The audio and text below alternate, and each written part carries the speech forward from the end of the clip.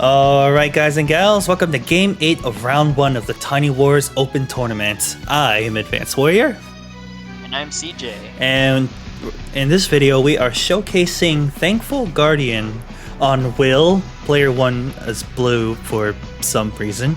And for some reason red, Wolf71 playing as Lin, player 2 on the bottom.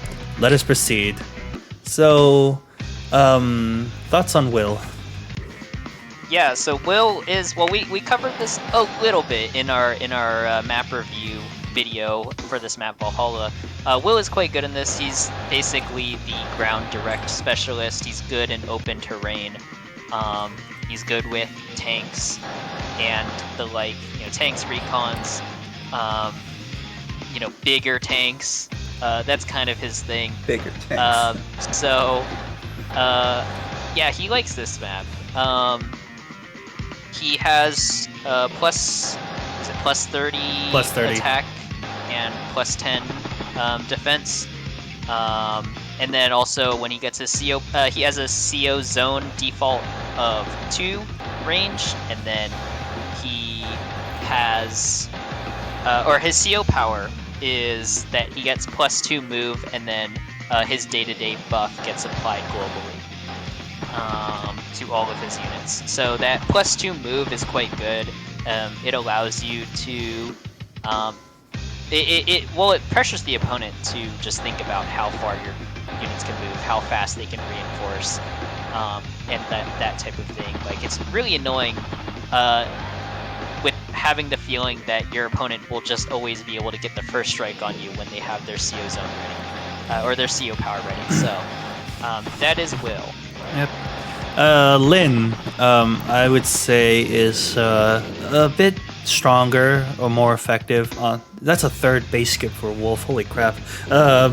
Lin is what I would consider, the ground vehicle specialist. But with a much smaller CO zone, obviously, in comparison to Will, you can see that Lin only has a CO zone of 1. But the stat density of that CO zone is huge compared to Will. Plus 30% attack and defense. Wait, you said ground vehicle? Or isn't ground that units, I am sorry. Wait, but, isn't it applied to air too? Not the all units. No, not the all units. It's just ground. I promise you. Okay, fine. Intermission. Told you. Oh my gosh, I am throwing. I don't understand. You are washed, CJ. You are washed. Bro, what is happening? Get off the leaderboard. I'm trying to take it. So, Lin, the ground unit specialist, plus 30% offense and defense. So obviously better than Will when it comes to buffs, but a much smaller CO zone. I find Lin to be a bit more effective on chokier, smaller maps. So seeing Lin on this kind of map was a bit surprising to me, but a good player can always make a CO work no matter what their zone is. As for the powers, does a little bit better in fog. It gives plus 2 vision to all units, as well as seeing into hidden terrain such as properties, woods, and ruins, shoals and reefs if there's navy for some reason. But just like every other CO, the stat boost spreads out globally, so all the units will get that plus 30% offense and defense. So it's not entirely unusable in standard play. You can use Lin's power to basically get a big push. The vision isn't gonna matter, but you just basically expanded Lin's zone to all units on the map. Like I said, for a big push, it does reset back to 1 though, so if you're going to pop that power, make sure that turn you get a whole lot out of it. Yep. So now we're seeing, most of the opening phase. We're getting into a little bit of the mid game. We haven't had any fighting just yet. Well, now we do. A little out of order. Attack with the tank first, and then you can get the attack boost from there and get yourself an extra 6 points. But unfortunately, that was an attack that Wolf was willing to take because that was in range of both a Lin tank and a battlecopter. So a little bit of misorder of attack from Thankful Guardian here, but completely left the tank exposed to both Battlecopter and tank. And even though that Duster got a really good strike on that Battlecopter, I'm pretty sure Wolf is completely okay making Thankful Guardian reset their CO zone or CO unit. Yeah, I mean that order, you definitely want to hit with your CO first just to bring in the zone so that your next unit attack gets the boost. But in Thankful's case, you really shouldn't have gone in there to begin with. I think that's just a full blunder right there. Losing a CO is pretty bad. Yeah, like that Duster does get value. You know, basically a free hit. Or not a free hit when he already paid for it in advance. Yeah. But like, yeah, that Duster is able to get that hit on the B-Copter, which is something, but it's not nearly as valuable as basically losing the CO right there, CO tank attack. That's 13k of value right there. I mean, that is basically the Duster. And, well, just not having your CO on the field is a pretty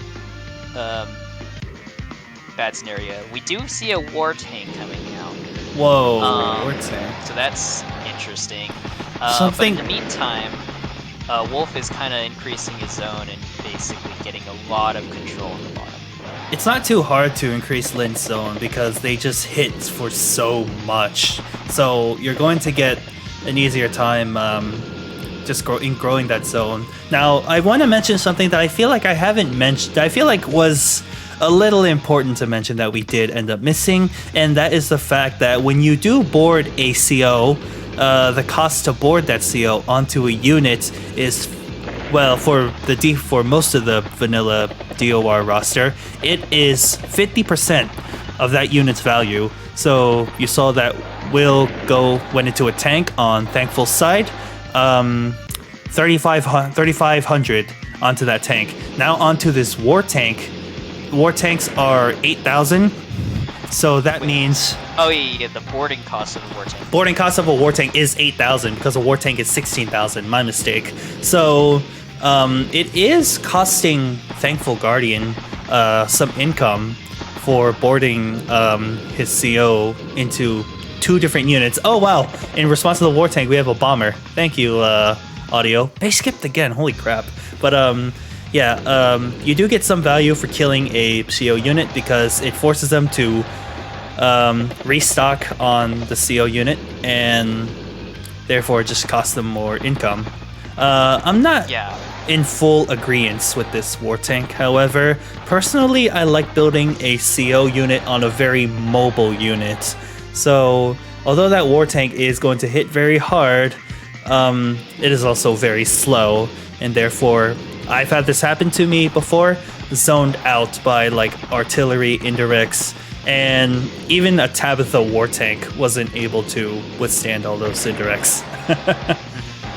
Yeah, and I mean, Wolf has this bomber out here, so like he will have no problem taking down that War Tank. Wolf has that Duster, but that's his only anti-air, and Wolf. Wait, did I say this wrong? Wolf is red. Yeah. Wolf has anti-air. Thankful only has that Duster as his only anti-air. That's not gonna be enough. As you can see, that War Tank was not like, you know, mobile enough to give that attack boost to that tank that just attacked that anti-air. And something I did want to mention, there is a Duster for that bomber, yes, but Wolf did a good job shielding that bomber from the Duster. If that Duster attacked that bomber, a lot more value. But here they're okay with taking a hit from their Battlecopter so long as their bomber is healthy. And that Duster does go in. I feel like Wolf is gonna use CO power.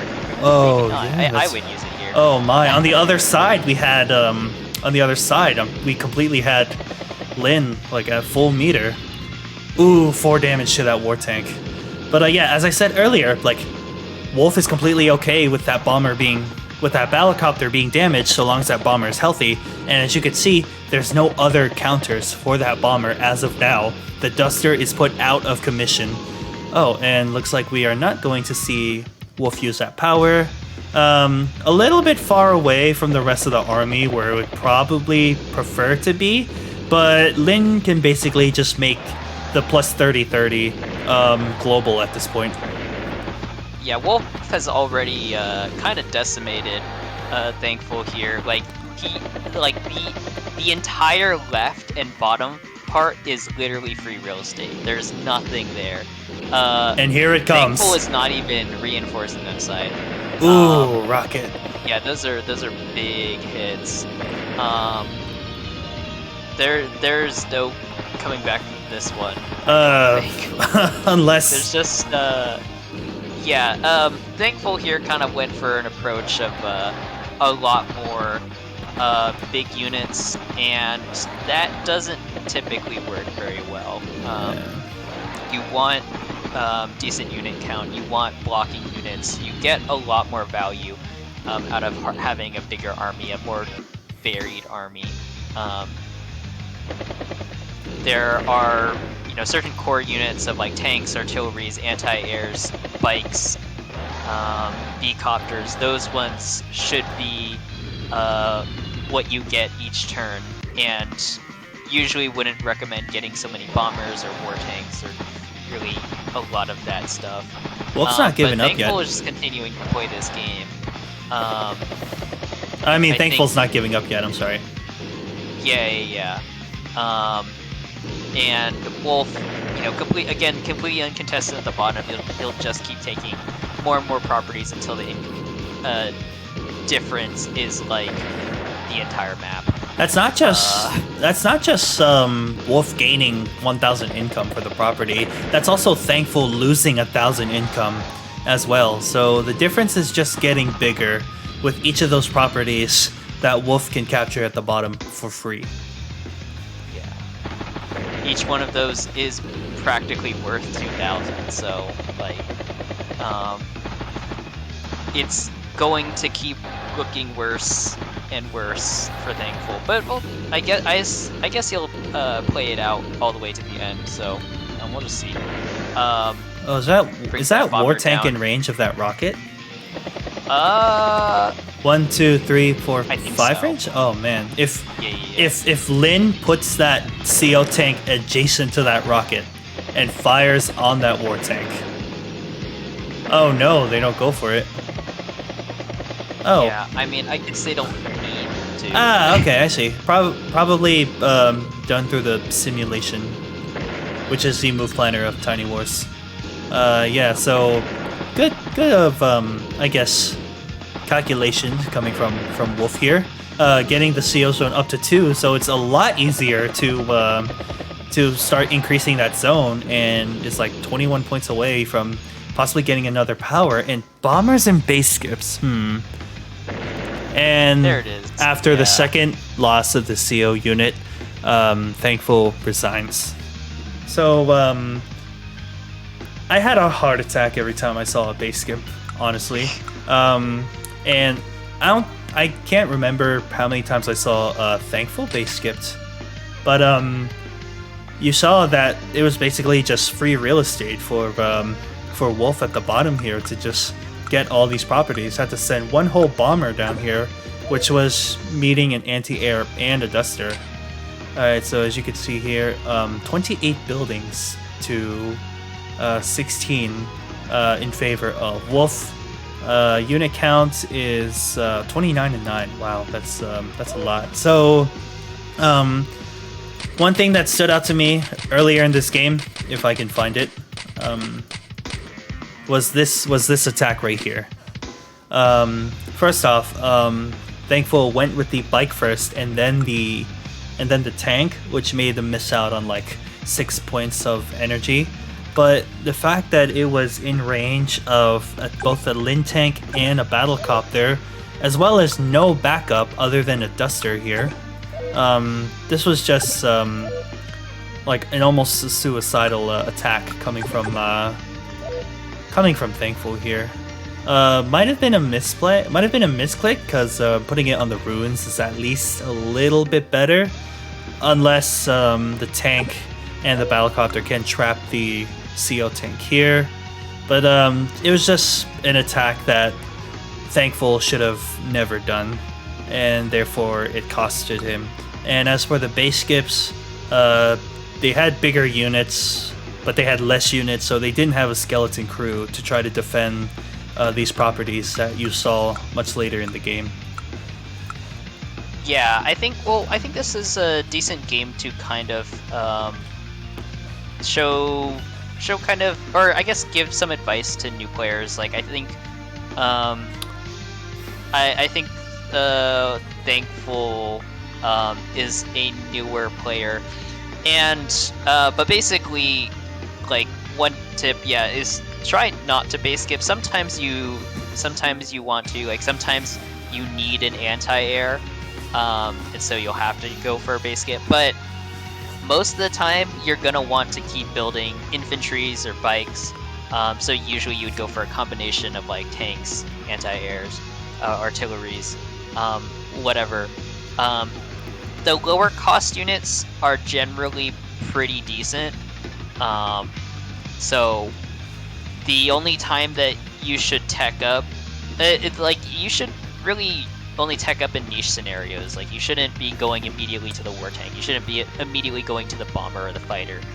A good base skip is only situational, and unit count is also a decent determination of who's winning a game, which is why at the end of each game we look at properties, and we're also looking at unit counts, because the more units you have, the more dynamic your turns are going to be. Let's say you have 2 tanks going up against 2 tanks from your opponent. Your 2 tanks can get a first strike on each of those, and neither of those tanks would want to attack you back, because obviously they have lower HP because you have the first strike. Now, in comparison from that to 1 medium tank and 2 tanks, 1 medium tank can heavily damage 1 tank, but then that second tank gets to walk away unscathed, unless it gets trapped by that medium tank. But that's just a minor example of how dynamic your turns can be if you avoid base skipping. You're going to have more units, you're going to have the infantry for your infantry walls. You're just going to, in general, just have more units to attack and be able to deal more damage, figuratively speaking, because you have a lot more units compared to the heavy damage single units where it forces you to base skip.